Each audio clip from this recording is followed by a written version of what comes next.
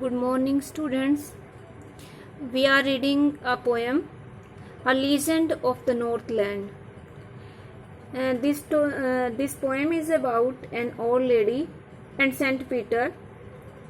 Yesterday we started it.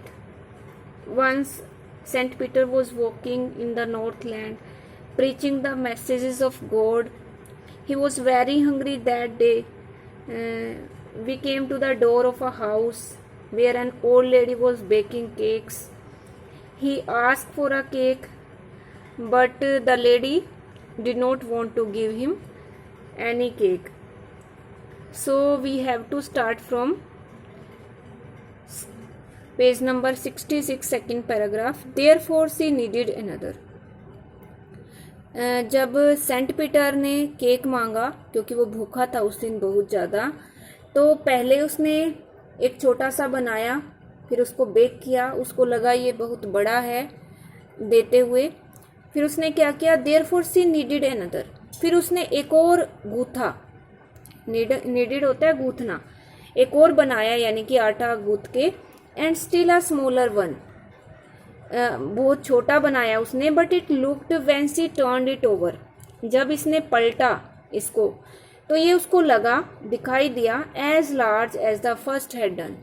उतना ही बड़ा दिखाई दिया जितना उसने पहला, इससे पहले वाला केक जो उसने बनाया था, उतना ही बड़ा उसको ये भी दिखाई दिया. इसलिए उसने एक दूसरा बनाया, उससे भी छोटा. और जब उसने इसको पलटा, सेकने के लिए उसको पलटा, तो उसने देखा कि यह पहले जितना ही बड़ा बन गया. Then she took a tiny scrap of dough. Dough मतलब आटा. टाइनी स्क्रैप, टाइनी होता है small, scrap means piece. Tiny scrap means small piece. और फिर उसने आटे का एक छोटा सा टुकड़ा लिया. And rolled it flat. और फिर उसको गोल गोल करके उसने फ्लैट बनाया, जैसे रोटी बनाते हैं. And baked it thin as a wafer. Wafer means paper, कागज. और फिर उसने उसको सेक दिया, बहुत पतला उसको बनाया कागज की तरह और सेक दिया. And she could not part with that. Part means अलग करना. और फिर वो इसको भी अलग नहीं कर सकी, उसको भी वो दे नहीं पाई, उसको वो फिर और भी बड़ा लगा. For she said, my cakes that seem too small when I eat of them myself.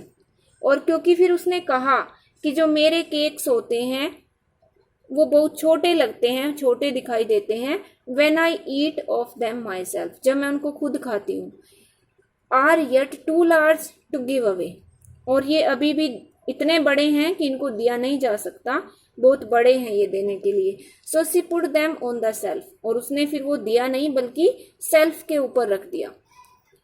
Then good Saint Peter Guru angry. और ये सब जो सेंट पीटर देख रहे थे वो नाराज हो गए. For he was hungry and फेंट. क्योंकि वो भूखे थे, व्रत रखा हुआ था उन्होंने, और फेंट भूख की वजह से कमजोर हो गए थे.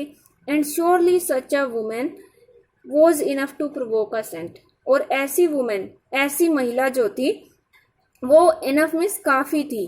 प्रोवोक होता है गुस्सा दिलाना, असेंट एक संत को. और एक ऐसी महिला जो थी वो एक संत को गुस्सा दिलाने के लिए काफी थी.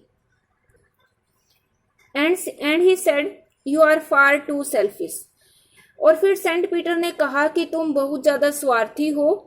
To dwell in a human form. तुम इतनी स्वार्थी हो कि तुम एक ह्यूमन फॉर्म में, एक मानवीय रूप में नहीं रह सकती, रहने के योग्य नहीं हो. To have both food and shelter. और तुम भोजन और शेल्टर मतलब जैसे जो घर होता है, मकान होता है, रहने का जो स्थान होता है, या आश्रय हम कह सकते हैं. और तुम भोजन और आश्रय के योग्य नहीं हो, तुम भोजन और आश्रय लेने योग्य नहीं हो. And fire to keep you warm. और तुम आग सेकने के, जो तुम्हें गर्म रखती है, तुम आग लेने के भी योग्य नहीं हो. यानी कि तुम इतनी स्वार्थी हो कि तुम एक मानव रूप में रहने, भोजन और शेल्टर, आश्रय प्राप्त करने, या फिर अपने आप को गर्म करने के लिए आग प्राप्त करने के योग्य नहीं हो. Now you shall build as the birds do. और फिर उसने श्राप दे दिया सेंट पीटर ने उसको, उस लेडी को, कि तुम अब वैसे ही घर बनाओगी, एज द बर्ड्स डू, जैसे कि पक्षी बनाते हैं. And shall get your scanty food. Scanty means बहुत कम मात्रा में. और तुम बहुत कम मात्रा में भोजन प्राप्त करोगी.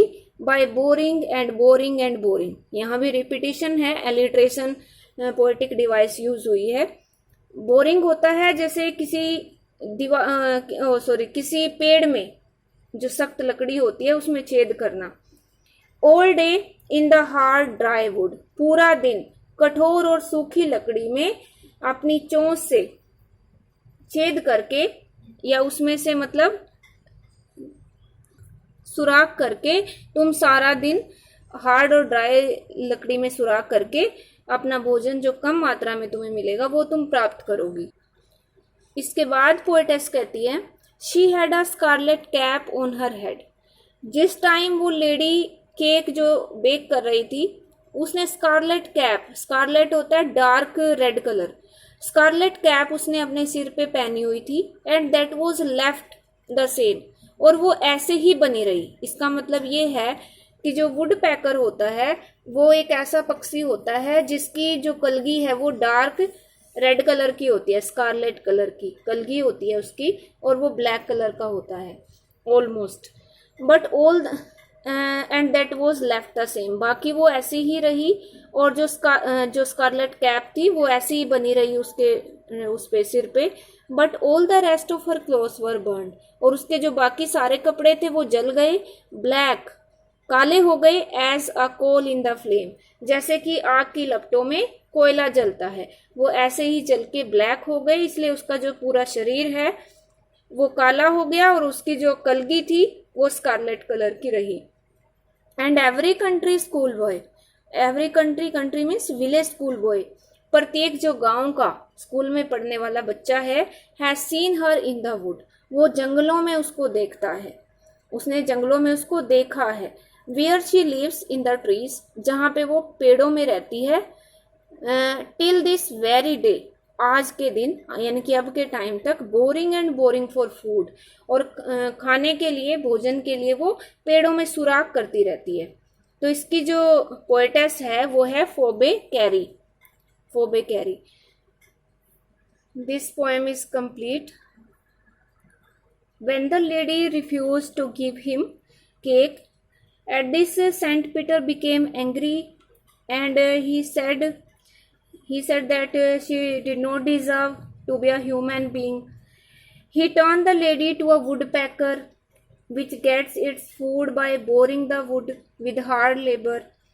Thus the story gives a moral to us, and the moral of this story is that we should offer food to a hungry man.